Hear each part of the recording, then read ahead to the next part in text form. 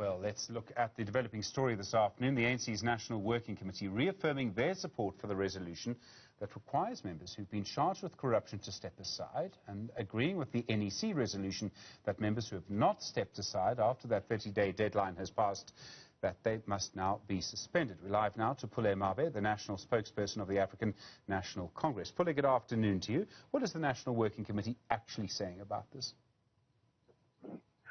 Well, afternoon, Stephen, and afternoon to your viewers.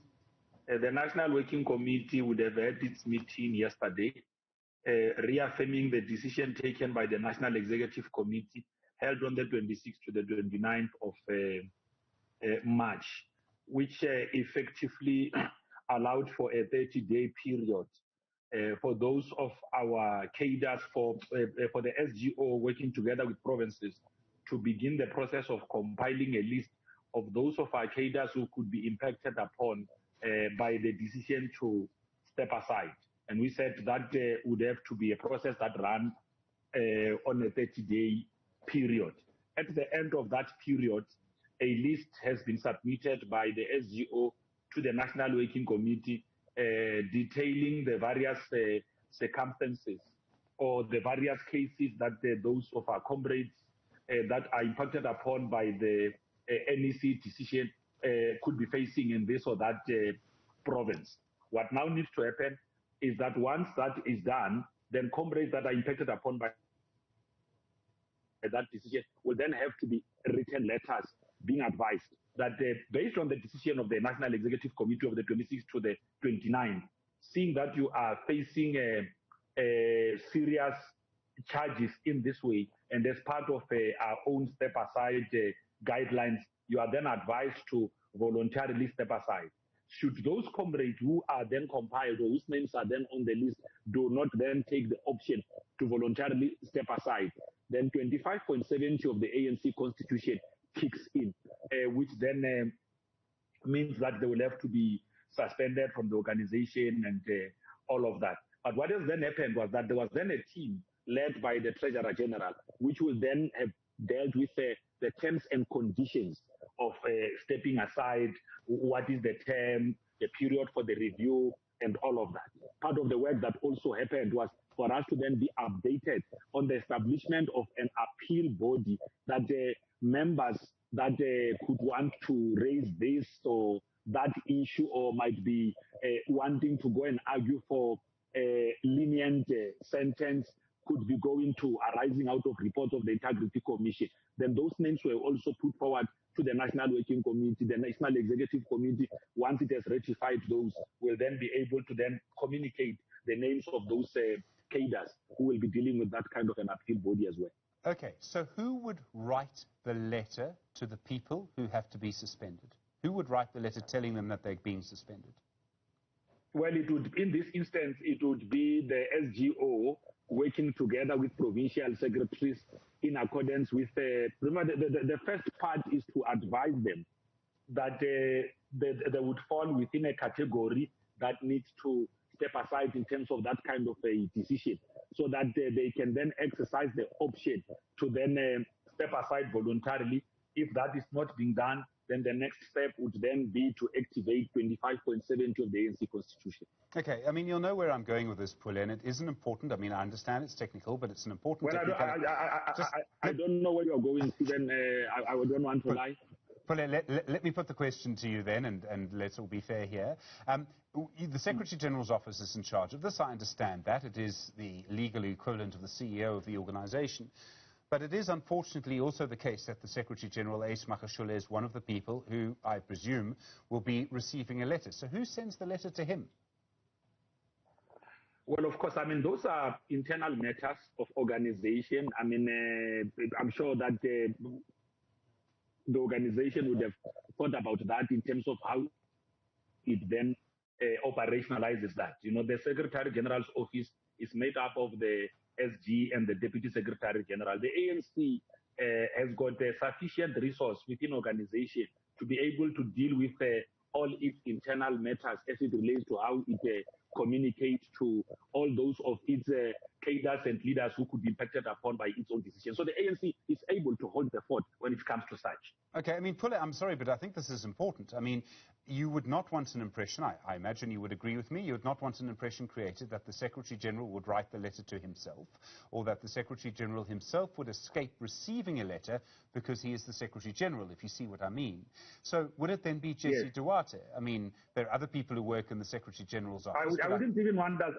I wouldn't even want us to go there, Stephen. Safe to say, and I mean, when I spoke to you last week, I did clarify the point that the step-aside guidelines were not designed for the Secretary General. You know, and it has been quite unfortunate given the position of the Secretary General in the organization. I mean, it's not a small position, and the fact that he too is affected and his role could be impacted upon by the kind of a decision that the National Executive Committee ought to be executing. This does not bar the National Executive Committee to be able to implement its own decisions. The National Executive Committee has got the necessary sufficient capacity to be able to execute its own decisions. These are internal matters, Stephen.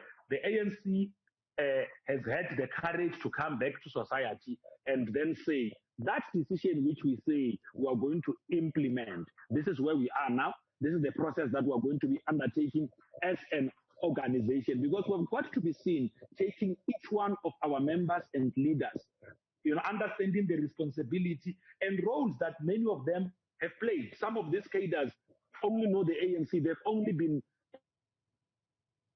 in this organization for the rest of their life. They are revered freedom fighters themselves. So how you implement and go about with this weighty decisions, you ought to make sure that you take your cadres along. I can tell you now that internally in the movement, we are all at pains.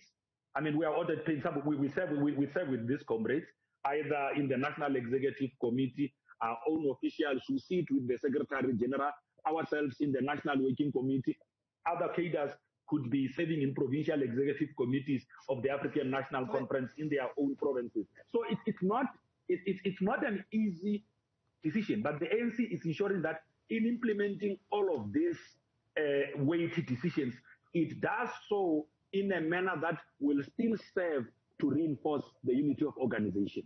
Okay, because you will agree, I'm sure, that the ANC is the dominant movement, the dominant force in our society. If it were to be paralyzed because of the fact that it was the Secretary-General that was being implicated and the Secretary-General's office that would have to send the letter, that would be an important thing for the people of South Africa, for voters to know, for ANC members to know. I think this is a crucial point. Would Jesse Duarte be the person... let me put the question. Would Jesse Duarte be the person to write the letter?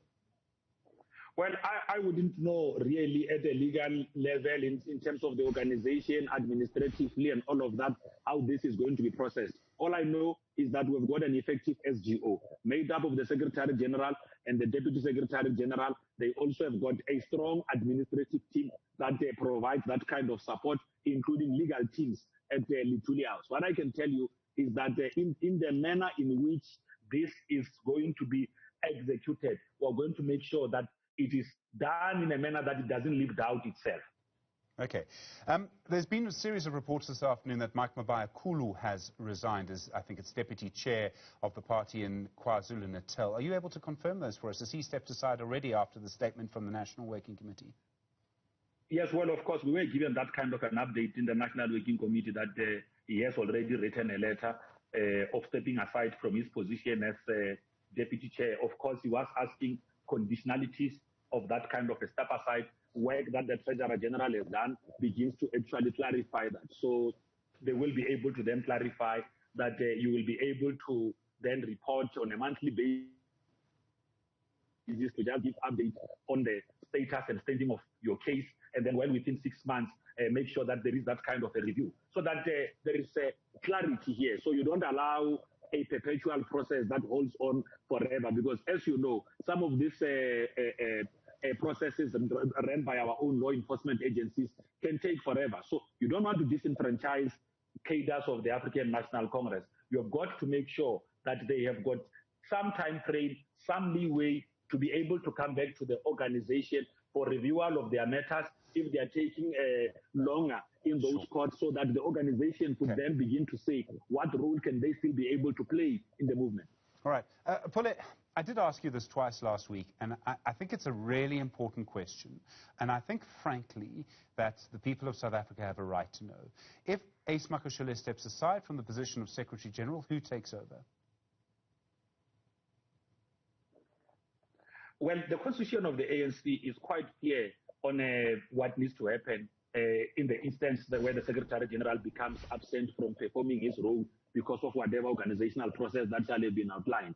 I'm leaving that to the National Executive Committee. The ANC operates on the basis of a constitution, and its own constitution is quite clear on the different relations. In the absence of a president, the deputy president acts in that position. Acting in a position does not mean that you assume a responsibility. Members of the ANC are aware, for instance, they went to a Congress, they elected Ace Magashule as Secretary General. Him stepping aside does not mean that he is unelected from a position of Secretary General should he choose to take that option. It only provides space for him to deal with whatever matters that he needs to deal with, which are before the courts. In the process of him attending to those, the Deputy Secretary General is then able to then activate and play that kind of a role. These matters are outlined in the Constitution and are not supposed to be matters that must then begin to sponsor conflict well within our ranks. We are managing these things, understanding the sensitivities that come with the positions that are occupied with these individual leaders elected at the 54th National Conference. Pule Mabe, I really appreciate the time and the answer. Thank you very much indeed. National spokesperson for the African National Congress.